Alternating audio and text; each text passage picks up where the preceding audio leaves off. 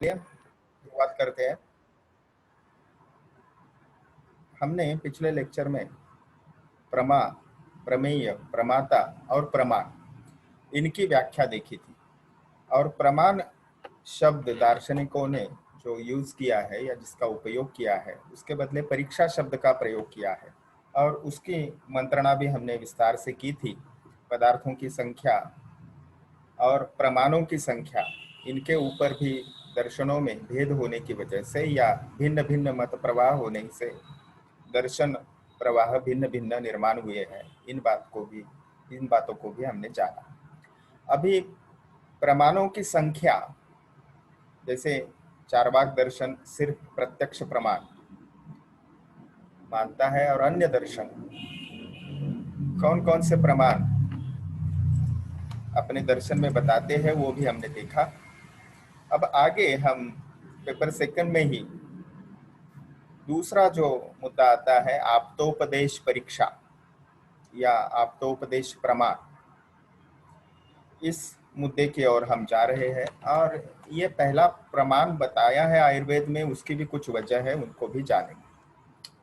अब इस पॉइंट के अंदर हम लक्षण ऑफ आप्तोपदेश एंड लक्षण ऑफ आप्त, यानी आप्तोपदेश किसे कहते हैं या फिर आप्त किसे कहते हैं, उनकी व्याख्याएं देखेंगे। फिर शब्द और शब्द के प्रकार विभिन्न जो है, क्योंकि आप्तोपदेश या आप्त प्रमाण को, आगम प्रमाण को शब्द प्रमाण या शाब्द प्रमाण भी कहते हैं। तो उस शब्द को हम जानेंगे और आगे जाके अगर हमें समय मिलता है तो शब्द वृत्ति जो विशेषतः 4 प्रकार की बताई है, अभिधा, लक्षणा, व्यंजना और तात्पर्याख्य। और फिर अंतिम मुद्दा जो है वो वाक्य। तो वाक्य के लक्षण, वाक्यार्थ ग्रहण हेतु और उसमें विशेषतः आकांक्षा, योग्यता, सन्निधि। तो आप्तोपदेश प्रमाण या आगम प्रमाण जब हमें एसक्यू को पूछा जाएगा तो उस वक्त विशेषतः विद्यार्थी शब्द प्रमाण की ओर ध्यान नहीं देते, या फिर शब्द प्रमाण इस परिभाषा में अगर पूछा जाए तो आप्त के बारे में या आप्तोपदेश के बारे में वो लिखना भूल जाते हैं या छोड़ देते हैं। तो ये एक दूसरे के सिनोनिम होने की वजह से इन दोनों को ही लिखना जरूरी हो जाता है। वेटेज कितना देना है, वो मार्क्स कितने हैं उसके ऊपर डिपेंड है। चलिए तो शब्द प्रमाण या आप्त प्रमाण को जानते हैं। सबसे पहले जो हमारे ग्रंथों में, या फिर अगर उदाहरण के स्वरूप देखें, आपका कोई फैमिली डॉक्टर है और वो आपको बताता है कि आपको ये लक्षण है और इससे मुझे ऐसे लगता है कि आपको ये व्याधि है, ये आपको बुखार है या फिर आपको कोई इन्फेक्शन है, या आयुर्वेद की दृष्टि से देखें तो आपको ज्वर है वगैरह। तो उसमें आप उसकी चिकित्सा न करते हुए ये सच है या झूठ है या क्या है, ये आप न सोचते हुए उसके ऊपर आप विश्वास रखते हो और उनके जो शब्द है, उनका जो उपदेश है या उनका कहना है, वैसे के वैसे आप स्वीकार कर लेते हो, क्योंकि उस डॉक्टर के ऊपर, वो सालों से आपका डॉक्टर है, आपके पिताजी माताजी उनसे चिकित्सा लेते हैं वगैरह। इन बातों को ध्यान रखते हुए उस पर हम विश्वास कर लेते हैं और उनके शब्दों को हम प्रमाण मान लेते हैं, सच मान लेते हैं। तो यही बात हमारे ग्रंथों के बारे में भी है। जैसे चरक संहिता में कुछ सूत्र आते हैं तो उसकी ज्यादा चिकित्सा न करते हुए या उसको ज्यादा वेरीफाई न करते हुए, क्योंकि हमारी बुद्धि उतनी नहीं है कि हम उसको पूरी तरीके से जान पाए, पूरी जिंदगी हम लगा देते हैं, फिर भी उन सूत्रों को अच्छे से हम in that context which that author is suppose to write, वो हम पूरी तरीके से जान नहीं पाते। तो शब्द प्रमाण को हम अगर अंग्रेजी उसका अनुवाद कर सकते हैं तो वर्ड या वर्बल टेस्टिमोनी हम उसको कह सकते हैं। तो जैसे मैंने उदाहरण अभी आपको डॉक्टर का दिया, उसी पद्धति से a lot of knowledge that we gain about the word through verbal testimony, sometimes the text, the symbols or the words also. So it is nothing but the shabda prama or shabda prama. Okay. सो जो कुछ भी पहले लिखा गया है और वह ऐसे विशिष्ट व्यक्ति द्वारा लिखा गया है जिसमें विशिष्ट लक्षण मिलते हैं, उन लक्षणों को आप्त लक्षण कहते हैं, हम आगे देखने वाले हैं उनको, उसे शब्द प्रमाण या आप्त प्रमाण कहेंगे। तो उसको एक वैलिड सोर्स के तौर पर आयुर्वेद उसको मानता है और उसी को लेके आगे चलते हैं। अब देखिए 1.4 नंबर, ये पूरी स्लाइड विजिबल नहीं है तो थोड़ा मिनिमाइज कर लेता हूं। तो चतुर्विध परीक्षा विधि जो रोग विषयक द्वितीय विमान अध्याय में हमने जानना है, उसको आगे जाके चरक पूर्वार्ध विषय में, तो इन दिस कॉन्टेक्स्ट हम उसको केवल लेंगे कि वहां पे 3 प्रकार प्रमाणों की संख्या देखते हुए भी हमने इस श्लोक को देखा है कि द्विविधा तु खलु परीक्षा ज्ञानवताम। तो पहले 2 परीक्षाएं बताई, प्रत्यक्ष और अनुमान, और उसी वर्ष में वो लिखते हैं त्रिविधा वा सह उपदेशेन। तो ये जो उपदेश शब्द आता है वो आप्तोपदेश के लिए आता है और उसी से हमने आप्त प्रमाण, आप्तोपदेश या फिर शब्द प्रमाण इसको समझना है। तो रोग विषयक द्वितीय अध्याय में प्रमाण 3 बताए हैं और उसमें सबसे महत्वपूर्ण बात है कि 3 प्रमाणों की संख्या या उसके नाम बताते हुए आप्तोपदेश का समावेश चरकाचार्य करते हैं। आगे त्रिविधम खलु रोग विशेष विज्ञानम भवति, इस सूत्र में भी आप्तोपदेश का सर्वप्रथम गणना की जाती है। तो ये आप्त प्रमाण का क्रम महात्म्य भी हम समझें कि उसको जब 3 संख्या आचार्य बताते हैं तभी उसका उल्लेख आना या उसको वहां पे उसकी गणना करना, और फिर अभी जो हमने त्रिविधम खलु रोग विशेष विज्ञानम भवति, इस सूत्र में भी सबसे पहले आप्तोपदेश का क्रम आना, यह अपने आप में महत्व उसका बताता है। हमने पहले भी देखा है कि क्रम को आयुर्वेद में महत्व है, जैसे वात पित्त कफ की भी हमने चर्चा की थी, वात को सबसे पहले क्यों बताया है। तो आगे चलते हैं। हमने 2 सूत्र देखे और उन दोनों सूत्रों में आप्तोपदेश या आगम प्रमाण का समावेश देखा। चरक सूत्र स्थान 11वें अध्याय में भी आप अगर देखोगे तो चतुर्विधा परीक्षा वहां पे आती है, द्विविधम ही खलु सर्वम सच्च सच्च तस्य चतुर्विधा परीक्षा इत्यादि, और वहां पे भी आप्तोपदेश को अग्रक्रम दिया है। सुश्रुत संहिता के सूत्र स्थान का अगर रेफरेंस आप देखोगे और वहां पे प्रमाणों के जो गणना की गई है तो वहां पे भी प्रत्यक्ष के तुरंत बाद हमें यह प्रमाण मिलता है और वहां पे वो शब्द प्रयोग आगम प्रमाण ऐसा करते हैं। अब हमेशा ये प्रश्न उठता है कि ये वचन है या शब्द है, वाक्य है एक विशिष्ट व्यक्ति के या विशिष्ट उस आदरणीय या विश्वसनीय व्यक्ति के, तो उसको हम विश्वसनीय उस व्यक्ति को हम लेबल करेंगे या उसको मानेंगे, उसके लक्षण क्या होने चाहिए। तो वह विश्वसनीय व्यक्ति के वचन, ऐसा अगर हम आसान शब्दों में उसको समझे तो कौन विश्वसनीय है। तो आसान भाषाओं में न्याय दर्शन में बताया है कि जिसकी बातें सत्य सिद्ध होती है, ठीक है, और वह व्यक्ति के सामान्य अगर हम कहेंगे लेमैन लैंग्वेज में अगर उसके लक्षण समझेंगे तो वह व्यक्ति यथार्थ वक्ता होती है, यानी जैसा वह खुद जानती है वैसे ही औरों को बताती है, उसके और दयालु इत्यादि भी लक्षण होते हैं। इसलिए यथार्थ वचन बोलने वाली व्यक्ति जो है वही विश्वसनीय है। अब देखिए चार्वाक दर्शनकार इस प्रमाण को स्वतंत्र नहीं मानते और उसका मंत्रणा करते वक्त न्याय दर्शन में बताया है कि ये अनुमान ही होता है कि उस व्यक्ति को हम विश्वसनीय समझते हैं, इसलिए अलग प्रमाण न बताते हुए उन्होंने केवल एक प्रमाण माना। तो इस बात को आप समझे कि उदाहरण मैंने जो डॉक्टर का दिया है और वो आपको एक विशिष्ट व्याधि बताता है तो उसको हम मान के चलते हैं और उसके उपचार या उपाय हम करते हैं। अब 2.1 में आपके लक्षण फ्रीक्वेंटली आस्क्ड क्वेश्चन में ये हमेशा आता है और लगभग कहीं ना कहीं तो पूछा ही जाता है ये।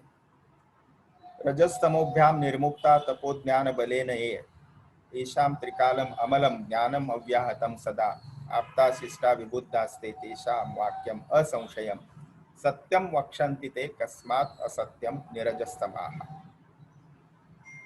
अब ये सूत्र स्थान 11वें अध्याय में ये श्लोक आता है, इसको आप कंठस्थ कर दीजिए, क्योंकि ये श्लोक को कंठस्थ कहे बिना आप सभी लक्षणों को लिख नहीं पाएंगे, और हर एक लक्षण या उसके जो पर्याय सिनोनिम्स दिए हैं, शिष्ट विबुद्ध, ये आप जान नहीं पाओगे। तो उसकी व्याख्या या चक्रपाणि दत्त की टीका हम न देखते हुए आगे बढ़ेंगे। That is absolutely trustee person and their testimony may be regarded as absolute truth. That is more important. अब चक्रपाणि दत्त जी वहां पे लिखते हैं, एतच्च आप्त लक्षणम सहज आप्त ब्रह्मादि अभिप्रायेन, और वहां पे लौकिका नाम तू यानी हमारे लिए क्या है, पुरुषाणाम आप्तत्वम प्रति विषय सम्यक ज्ञान संभवने तद विषय राग द्वेष असंभवेन च बोधव्यम। तो राग द्वेष इत्यादि ये जो मनो के व्याधि है या मनोदोष है, इस बिल्कुल उस व्यक्ति के पास नहीं है। और ऐसी व्यक्ति जब कोई वचन बोलती है तो उसमें उसका कुछ निजी स्वार्थ नहीं होता, और इसीलिए सम्यक ज्ञान उस व्यक्ति से हम प्राप्त कर सकते हैं। सो इन शॉर्ट हम कहेंगे फ्री फ्रॉम इम्प्योरिटीज लाइक रज एंड तम। त्रिगुण हर व्यक्ति के पास होते हैं, लेकिन इन रज तम के ऊपर उन्होंने विजय प्राप्त की है, रजस्तमोभ्याम निर्मुक्ता।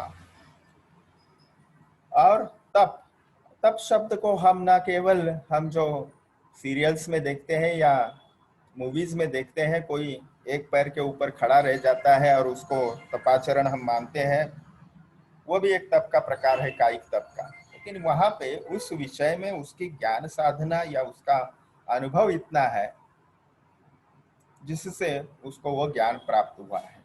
सो मोर एक्सपीरियंस्ड ऐसा हम कह सकते हैं। Who possesses unlimited knowledge truth extending through the past present and future. तो त्रिकाल ज्ञान जो है उस व्यक्ति को रहता है, और इसीलिए अव्याहत ज्ञान, यानी आज वो ज्ञान आपको देगा और कल नहीं देगा ऐसी बात नहीं। वो ज्ञान का प्रवाह जैसे नदी का प्रवाह या किसी झरने का प्रवाह संतत बहता रहता है दिन रात, वैसे ही उस व्यक्ति का ज्ञान जो है वो अव्याहत है, और उसको त्रिकाल ज्ञान, तो भूत वर्तमान और भविष्य उस व्यक्ति को होता है, वही विश्वसनीय व्यक्ति है। Now whose opinions are always truth and beyond doubt। तो ऐसे व्यक्ति के जो भी वचन होंगे, वाक्य होंगे, तेषाम वाक्यम असंशयम, उनके वाक्यों के ऊपर आप संशय नहीं कर सकते, क्योंकि उसमें निजी स्वार्थ बिल्कुल नहीं होता। और फिर लास्ट सेंटेंस जो है या वर्स की लाइन हमें बताती है, कस्मात् असत्यम निरजस्तमाः। उनके पास रजतम नहीं है तो वो असत्य क्यों कहेंगे, बिल्कुल कहने की कोई गुंजाइश नहीं है असत्य। इसीलिए ऐसे व्यक्ति को हम आप्त कहेंगे, ठीक है, या हमारे लेमैन लैंग्वेज में हम उसको विश्वसनीय कहेंगे। So instructions of the competent person, okay, who have valid knowledge and accepted by all schools of Indian thoughts। so ये एक ऐसा प्रमाण है जो चारवाक दर्शन छोड़ के सभी दर्शनों ने लगभग उसका स्वीकार किया है। तो हमने उसके सिनोनिम्स देखे, आगम प्रमाण, आप्तोपदेश, आप्त प्रमाण, शब्द प्रमाण या शाब्द प्रमाण, ऐसे उसके सिनोनिम हम देखें। तो communication by the competent authority involves the recipient of, हमें उससे क्या प्राप्त होता है, verbal knowledge, belief in the words, जैसे अष्टांग हृदय सूत्र स्थान में भी हमें शब्द मिलता है बिल्कुल प्रथम कुछ पंक्तियों में ही, आयुर्वेदोपदेशेषु विधेय परमादराः। तो वहां पे उपदेश शब्द है, देखिए, तो उपदेश शब्द से आप तो उपदेश ऐसा हमने जाना है। So correct, or we can say a valid apprehension, because whatever they have written, they have experienced, they have tested many times, they have used that knowledge regarding our science for the maintenance of health or the curance of the disease, and they have casted in the words. उन्होंने वो बहुत बार कोशिश की है, रुग्णों के ऊपर उसके प्रयोग किए हैं और वो सिद्ध हुआ है, इसीलिए उन्होंने अपने ग्रंथों में उसको ढाला है और उसी से वो ग्रंथों की निर्मित हुई है. So authority proved by the facts and tested by experience, ये सब होने की वजह से हम उसको प्रमाण मानते हैं. ओके, सो ये शॉर्ट में आपके सामने अभी दिखेगा क्या है ये. इस श्लोक को थोड़ा सा मैं कंसाइज कर लेता हूं ताकि आप ठीक से देख पाए.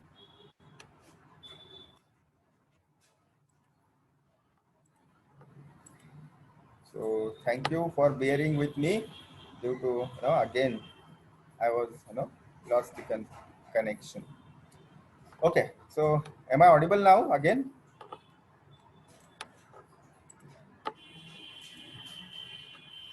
Yes. Thanks a lot. So देखिए अभी यहाँ पे तत्र आप्तोपदेशो नाम आप्त वचनम, और ये बहुत विस्तार से जो चरक सूत्र स्थान 11वें अध्याय में दिया है वो पद्यमय श्लोक है. उसी को आपता ही अवितर्क स्मृति विभाग विदो निष्प्रति उपताप दर्शिनश्च इत्यादि. अब ये महत्वपूर्ण बात है कि इसको चरक मीमांसा 8वें अध्याय में ऐतिह्य नामक प्रमाण बताया है, और वह ऐतिह्य इससे इतिहास शब्द भी बना है.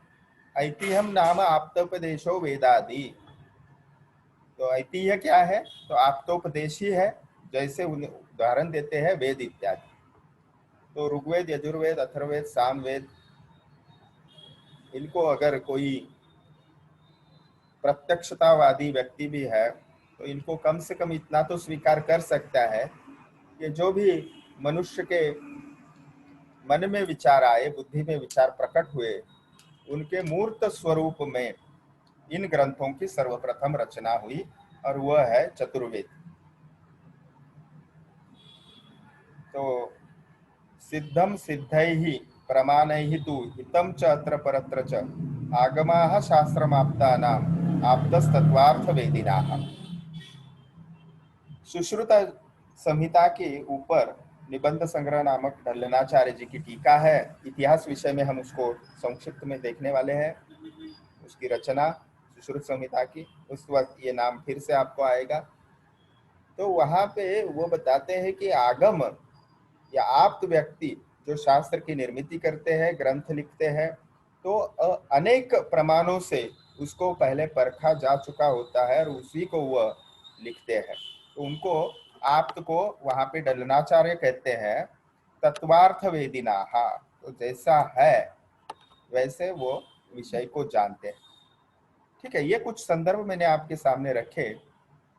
आप्तोपदेश को आप इन शब्दों में भी जान सकते हैं कि it is nothing but the scriptural knowledge.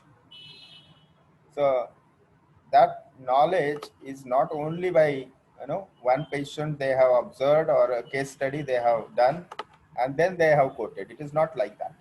So data collected from the patient and the attendant, and by the integration whatever now, but the articles or the research papers published by one or a group of author, that is also Aptopadesh. We assume or we put it in front of the society as like Aptopadesh. उसी को भी हम आप्तोपदेश मानते हैं, क्योंकि ये जो ICMR है, सपोज आज के पैंडेमिक सिचुएशन में ICMR कुछ गाइडलाइंस हमें देती है, और वो गाइडलाइंस फॉलो करते हुए ही, या फिर रिसर्च के बारे में कहे तो DCGI डिपार्टमेंट जो है सेंट्रल गवर्नमेंट का, वो कुछ रिसर्च प्रोटोकॉल को परमिशन देता है और हम उसको फॉलो करते हैं, और उस प्रमाण उसको मानते हुए हम उस रिसर्च को कंडक्ट करते हैं. या फिर आईसीएमआर जो गाइडलाइन देती है, ट्रीटमेंट प्रोटोकॉल देता है, उसको हम बिना उसके ऊपर सोचे समझे उसको हम एक्ट करते हैं, जो भी हमारी डॉक्टर्स कम्युनिटी है। तो ये क्या है? तो आईसीएमआर का जो भी पैनल है उसको हम आप ही समझते हैं। मेरा कहने का मतलब, ये उदाहरण मैंने क्यों दिए कि आप तो प्रमाण केवल आयुर्वेद के पुस्तकों में या आयुर्वेद के ग्रंथों के बारे में ही नहीं, हम डेली इसको यूज करते हैं। हमारे माताजी पिताजी कुछ हमें उपदेश करते हैं, हमारे नाना नानी कुछ हमें कहते हैं, उसको हम प्रमाण मानते हुए आगे चलते हैं। तो ये निश्चित ही एक सर्वप्रथम प्रमाण है। इसको प्रथम स्थान क्यों दिया गया है, इसके ऊपर अगर आप सोचोगे तो आपको ये महसूस होगा कि सबसे पहले हम विषय को अगर कहीं से जानते हैं तो हमारी माता से जानते हैं, हमारे कुटुंब या हमारे फैमिली के जो मेंबर्स हैं उनके उनके द्वारा हम शब्द सीखते हैं। इस शब्द का ये अर्थ है, ये पानी यानी क्या है, तो पानी लाओ या पीने का पानी, ये हम चीजें कुछ छोटी छोटी समझते हैं और फिर आगे चलते हैं। तब हम जब स्कूल पीरियड में जाते हैं तो कुछ किताबें हमें मिलती है और हम उसको फॉलो करते हैं। कहने का तात्पर्य, ग्रंथ में या किताबों में जो ज्ञान है उसको ही सबसे पहले हम जानते हैं और समझते हैं। तो माता तो हमारी सबसे पहला गुरु है ही, और उसके बाद जो हमें व्यावहारिक ज्ञान देता है वह भी गुरु। अब चलिए विषय की ओर फिर से जुड़ते हैं। ये आप समझोगे विशेषता है, facts which can be known only through आप्तोपदेश। कुछ चीजें ऐसी होती है वो केवल और केवल आप्त प्रमाण के द्वारा ही हम समझ सकते हैं, उसके लिए और कोई चीज जिम्मेदार या और कोई उदाहरण या प्रमाण के द्वारा हम नहीं समझ सकते। अब ये कुछ उदाहरण आपके सामने जो रखे हैं वो आप प्रथम वर्ष में, हमारी प्रथम वर्ष की क्लास चल रही है इसलिए मैं बोल रहा हूँ, तो ये आप शायद आज समझ नहीं पाओगे। जैसे षड्रस है, आपको पता है कौन से षड्रस है? कोई बताएगा आप में से? मधुर, आम्ल, लवण, कटु, तिक्त, कषाय। बिल्कुल ठीक, thank you very much. Your name please? Archana Thorat. Archana, thank you very much. So the presence of 5 rasas, तो इन 6 में से 5 रस हरितकी में होते हैं या आमलकी में होते हैं, आंवला जिसे हम कहते हैं। मराठी में हरितकी को हिरडा कहते हैं, हिंदी में हरड। आमलकी यानी आंवला, मराठीत आपण आवळा म्हणतो त्याला। और थर्ड यहाँ पे एक हर्ब दिया है वो है रसोन यानी लहसुन या हिंदी में लहसुन। ये जो 3 हर्ब्स है इनमें 5 रस होते हैं 6 में से। तो ऐसे बहुत सारे द्रव्य है और इनको रसायन माना गया है। रसायन कहा है?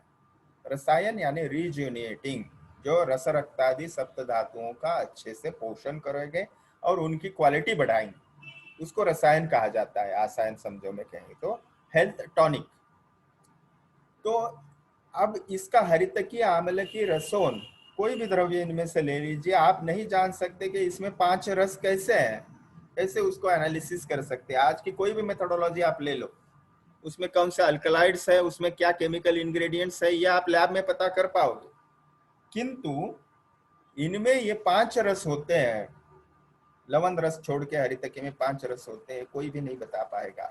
तो ग्रंथों में, आयुर्वेद के ग्रंथों में, जैसे भाव प्रकाश आदि निघंटु है या चरक संहिता है, इनमें बताया है तो उसको वैसे के वैसे उस फैक्ट को हमने एक्सेप्ट करना होता है, क्योंकि रिजल्ट्स वैसे दिखते हैं उन द्रव्यों का प्रयोग करने के बाद। इसीलिए आप्तोपदेश यानी ग्रंथों में आचार्यों ने so knowledge of exceptions in established principles of Ayurveda are through Aptopadesh only. Like that, Basti is the best in managing in vitiated Vata. Basti is contraindicated in Madhumeha, okay, which is the Vatic type of Meha. So even though the best management of Vata dosha vitiation is Basti, even though then in Ayurvedic scriptures or literature, classical text, it is written that in Madhumeha, which is the type of 4 types of Vatika Prameha or Prameha disease are described, and in that particular type, that in Madhumeha, that Madhumeha is the type of Vatik Prameha, Basti is contraindicated. Now, it is nothing but as a Aptopadesh, we have to, it has validated many times, they have validated, and that's why they have experienced some contraindications or side effects also, and that's why they have put it in the contraindication list, even though it is the Vatik type of Prameha. Similarly, we know that the Tikta Rasa, whatever the material or the food material or the substance having Tikta Rasa, that is the bitter taste, it aggravates the Vata dosha. We know. We know that Tatradya Martam Granthi, etc. in the first year. Or Giloy, that is the Tinospora cardifolia. This drug or the herb is having Tikta Rasa, bitter taste. But even though it is having bitter taste, it pacifies the Vata or Vata dosha. It balances the increased Vata.